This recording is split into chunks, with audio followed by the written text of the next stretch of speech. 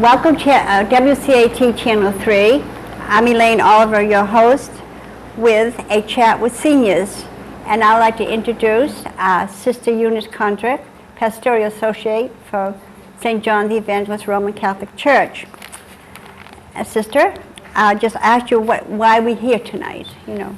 Well, I'm here tonight because I'm very aware of the fact that there are lots and lots of older people in this community that we don't seem to be able to reach, and I'm aware from the people that I do see on a regular basis that how needy they are, and that I'd like to be able to kind of go into their living room like this and give them an opportunity to know that as a community we are concerned about them, and we'd like to be able to be in touch if they, you know, have a need to be in touch with us. Well, I just think this is great. I really do, because dealing with senior citizens for 20 years, they feel so left out and alone, think no one cares and all that. So let's talk about how we're going to reach these people if some of them don't watch television and some of them don't care. So give us some ideas what's going to happen. Well, one thing that's already happened since the Senior Center hired an outreach person is that we know that there are approximately 4,000 seniors in the town of Winthrop, and we know where a lot of them are, and I have contact with a lot of them, and you have contact with a lot of them. And there are others that I don't have any contact with, and other churches don't have any contact with, and maybe it's because they don't have someone who can, you know, get in touch with us and let us know that these people, you know, want to be in touch with us. Or maybe it's because they've, like you said, they feel alone and isolated, and they're afraid to make the step, you know, that makes the contact. I think perhaps it's a good time to do that now, because I understand there are no more funds for outreach worker, as I know. Oh. I think Sharon was, I think she's not working anymore. But, you know, honestly, you have to be with an older person to really know how alone they are. You've got to get out there and help them. And you might feel, gee, what can I do? And maybe they'll feel their privacy invaded, and maybe the family will tell you to mind your own business. But there are ways you get around that. And Sister, would you please elaborate on that? Yeah. In a way, I'd like to even turn us from talking about them to talking to the seniors. This is why I'm here, to talk to you who are in your homes. Maybe you're watching us. Maybe the people that come in and out of your house to take care of you during the day have an opportunity to see this program, and know that the religious communities in the town really do want to make contact with people. And it's as simple, actually, as calling a church, and calling maybe the church that you were associated with before it became impossible for you to leave your home. Maybe you can't do that yourself. Maybe someone who, like an REW worker, or someone who comes in to do your shopping or your housekeeping, or maybe you have the use of a nurse from time to time. Maybe one of those people can make the contact. I know I've talked to all of the churches in town, and they're anxious to have people contact them if they, you know, feel that they'd like to see someone from their church. So maybe one of those people that goes in to their house, to your house, can do that. Maybe a relative, you know, can call the church. We want to really stress the fact that we know you're there, and we know, you know, all our friends there. They kind of been away from the church a long time. They're kind of shy and reluctant to pick up that phone, but you're there. So let us know where you are, and let your church know where you are. Okay, Sister? I think one of the important things is for you who are at home and maybe isolated to know is that we don't consider ourselves whole without, you know, contact with you. You're part of us. You're part of the family. You're part of the body. And You know, we want to be in touch as much as we can. And it would help us to know that you might want someone to come. Like maybe you've been going to the Methodist Church, you know, all the years that you were able to, and you haven't been in touch for a long time. Sometime during this program, those numbers of the different churches will be flashed before you. And I realize that you might not be able to make the call, but you can ask someone to make the call for you. Another thing that what Elaine reminded me of is that the contact that you had, you know, maybe you worked hard at your church all those years. Right. And maybe you're wondering why your church isn't in touch with you. I know one thing that I try to do in our church newsletter or bulletin, I try periodically to put in a little blurb that says, you know, if you know a neighbor or maybe it's a relative, you know, who's isolated, who's been hospitalized, who might be in need of services, then maybe, you know, that person can call us and let us know of your need. Not only spiritual, will help you spiritually, but any other problems you might have, probably the loss of a loved one, or your grandchildren went away, or you're finally displaced into a new home or a nursing home. We realize what you're going through, and we're out there to talk to you and help you. And sister, you know, what about the people that are uprooted? You know, suddenly they're in a nice little home, and they lose someone, and all of a sudden the family is going to put them in a rest home or take them out of state. Now, this is really a problem with the people, uproot their lives. Right. We really have to get down to that. It's very, very hard. It's a hard experience for the person, and it's hard for everybody, you know, around. I know I've, in the short time that I've been in Winthrop, which is just 5 years, I've gone through the process with a lot of people, you know, moving from home or their apartment in elderly housing, you know, to a nursing home or to a rehabilitation situation, and it is very difficult. It's never easy. It's probably never smooth. No, it isn't. Nor will it probably ever be finished or resolved, but I guess that's part of why we'd like to be in touch, so that we can be helpful in those transition times. A lot of people who've lived here all their lives don't have any other family around here now. So when they make these transitions, they're making them by themselves. That's very difficult. Now you know why people don't throw things away. And one of them, they have all these things that remind them of any little precious thing through their life, and they have these wonderful, loving surroundings about them. So when the family moves away, they can at least reach out to that. Well, how about let's reach out to people, human people. You know, pictures are nice, and books and flowers and all that. The saddest thing I see is that on Mother's Day or Christmas, I know it can't be helped. People get flowers. The flowers die. Why don't people just come in and do something nice for the person? You know, I mean, I'm not saying anything against relatives that are living far away, but they call up, oh, send something to my mother or my aunt in a nursing home. But you know, it's awful to watch those flowers die. It's like your life is dwindling down and the petals are falling, and that's like part of your life. So why don't you get something happy, musical, and, you know, or maybe something happy. I didn't want to get into it, but that bothered me through the years. I've seen flowers come, I've seen them die, and a lot of people, I don't like flowers. It reminds me of what's going to happen to me, you know. I think one of the most love me for this.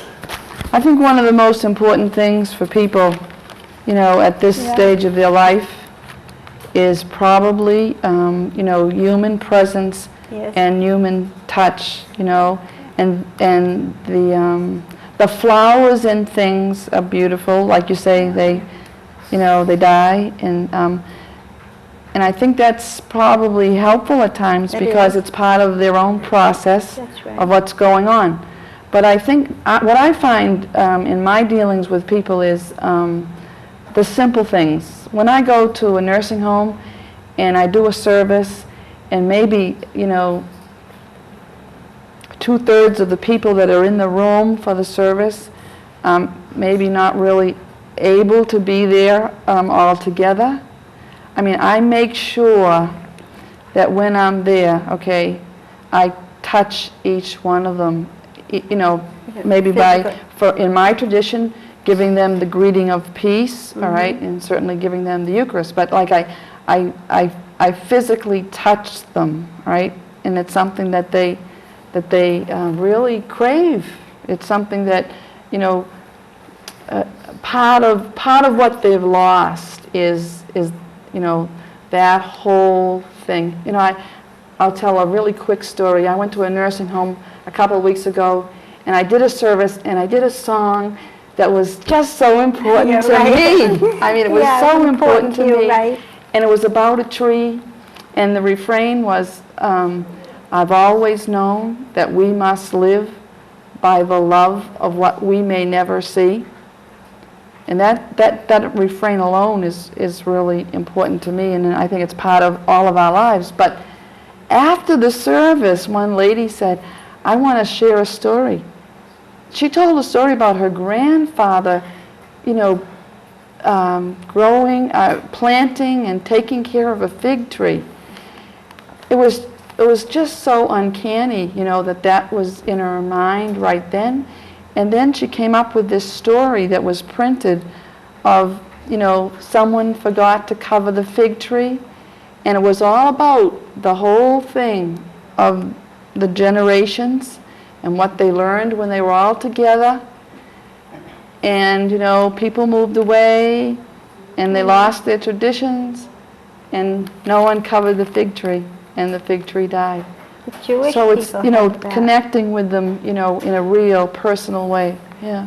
Our Jewish friends have a tradition. I remember years ago, I don't know whether they're high holidays or one of those days, they send a tree back from Israel or something, and that's their tradition. I don't see that. I remember my landlord is a very pious Jew, and he got one, and the look on his face, and he explained to me his tradition of life, you know.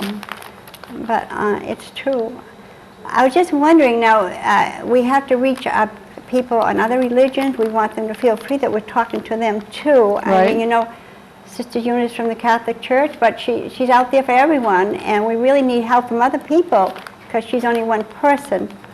Right. So we want to reach everyone out there. We love you, honest to God we do. And I was wondering, what would you share with the audience, like the caregivers of the sons and daughters of their mother and father, without them feeling guilty, without them feeling that we're not interfering, but we do love their mother or we do love their aunt, and we're just trying to help their transition to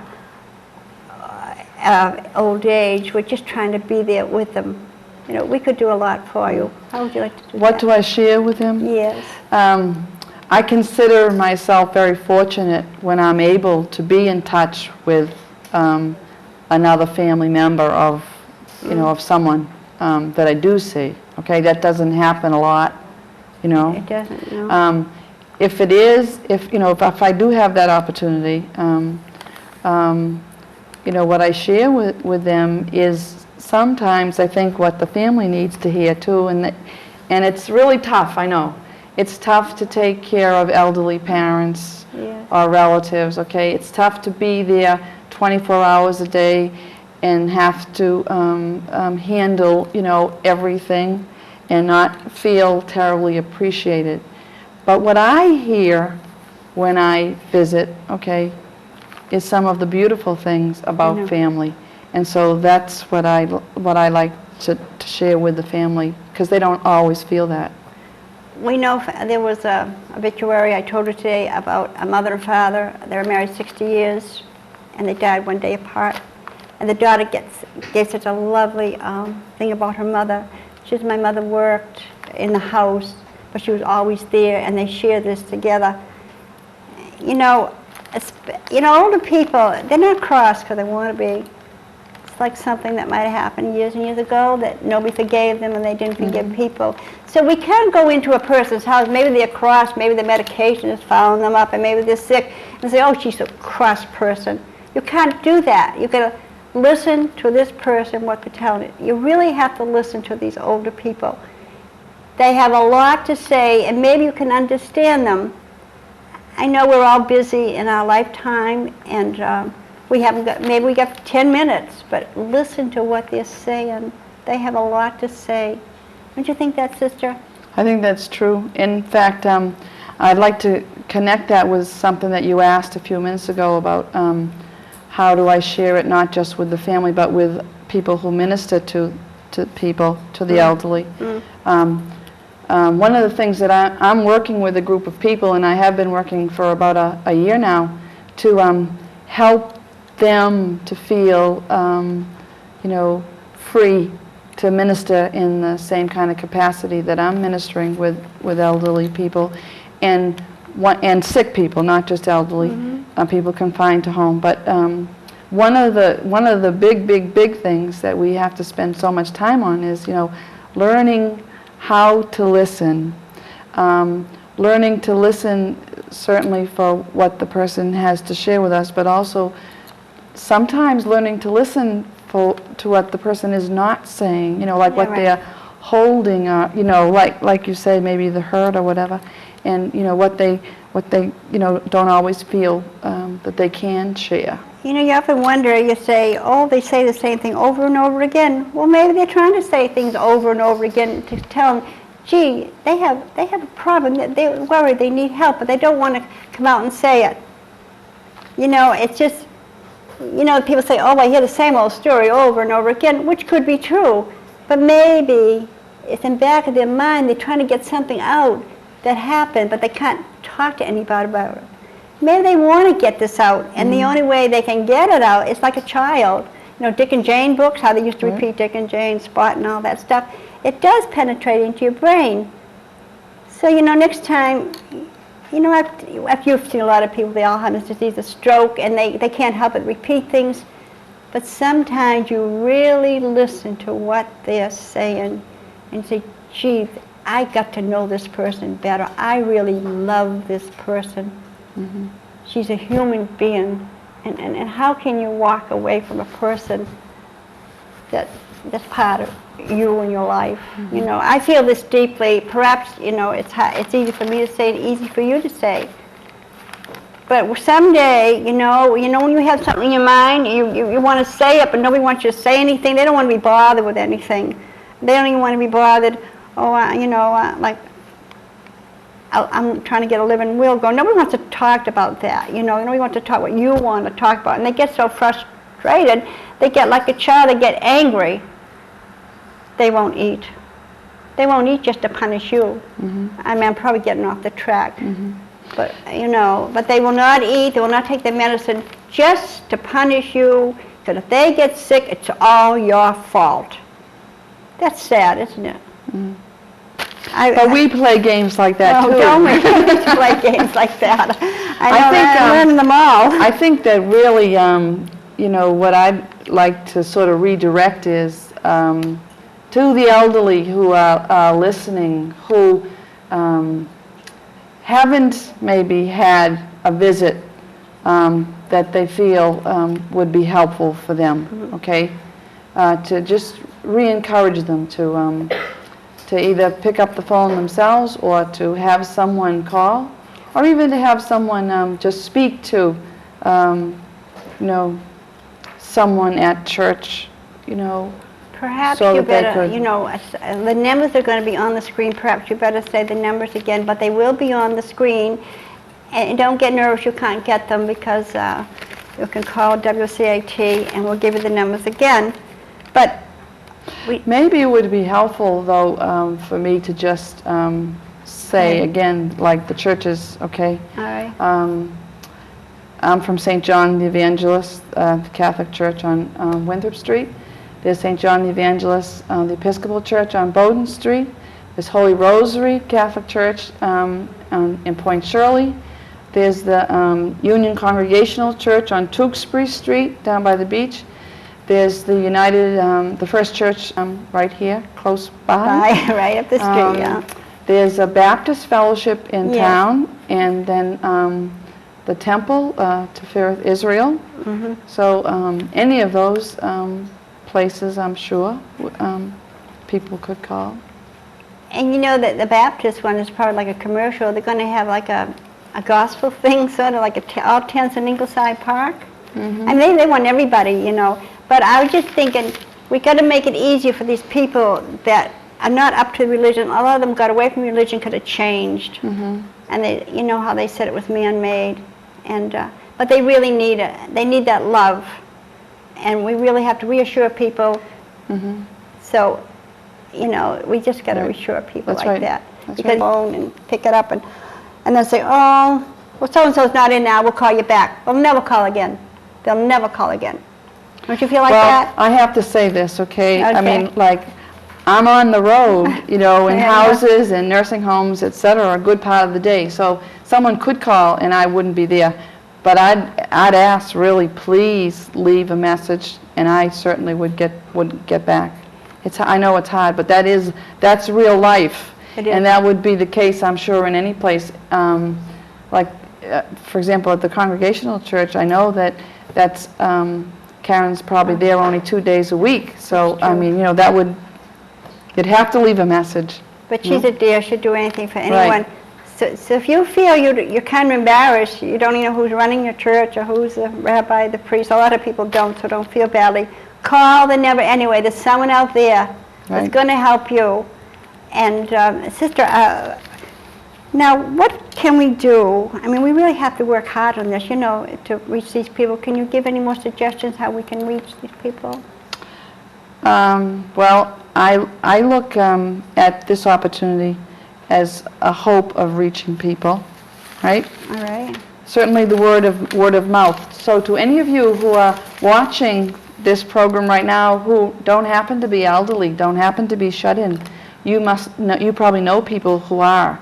You know, you could be encouraging in that respect, you know, and let people know, I'll do it for them. You know, say, hey, I saw something on TV the other day, maybe, you know, you might like to do that. I know that the real thing that works is person to person. And trust. Okay. Right. They have to trust you. It's like, you know, if they don't trust you, you could be God himself and they wouldn't care. And, you know. And I guess I'd like to say, I think we're probably wrapping up a little bit, aren't we? I think I'd like to say to all of you who are watching, we said at the beginning that we consider you family. We really do remember you and pray for you, even though we might not be able to really know you or identify who you are, because we feel that you are very much connected to us, that you are part of our body, and in order for us to be whole, we need to be able to walk some part of the journey with you. We need to be able to come together to tell our stories. We need to be able to come together to break the bread, even if it might be at your house and not necessarily at the church. But we are one body, and we look forward to having more and more people be connected. And we'll break the bread and the matzahs and the matzah balls and all the Jewish stuff and the Greeks and everything, because you're all the same. We're all one big family, different religions and nationality. And Sister Una, she's the most loving person I ever met. It's not easy for her to come to a strange town and go to these different homes. She's one.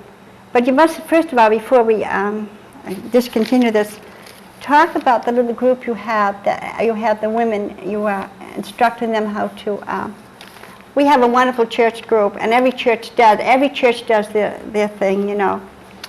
I have a group of people, I mentioned it, I think, earlier, that we meet monthly, and we're, you know, working at developing skills, especially listening skills, and encouraging one another to be able to reach out to, you know, people that they don't know, to, you know, go into a home of someone that they don't know, and to be the presence of all of us to that person. So we spend time in prayer, and we spend time doing some skill work, and in the process, we are becoming a real community, and that's really wonderful. This is a wonderful way to increase your family. I mean, you know, and all this love, and you know, you're going to find out your life is going to get better. Right. And just follow us along and become part of us, and we're going to reach all those lonely people, maybe a lot of them out there. If it's up to you, we will. No, it doesn't matter what religion you are or Right. anything. You just love, and we love you. And, you know, sister, you're such a sweetheart, you know.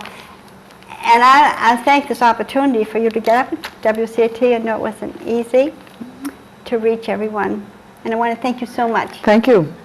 I enjoyed being here. And thank you, good night, and with lots of love and kisses and all that, we're out there for you. Good night.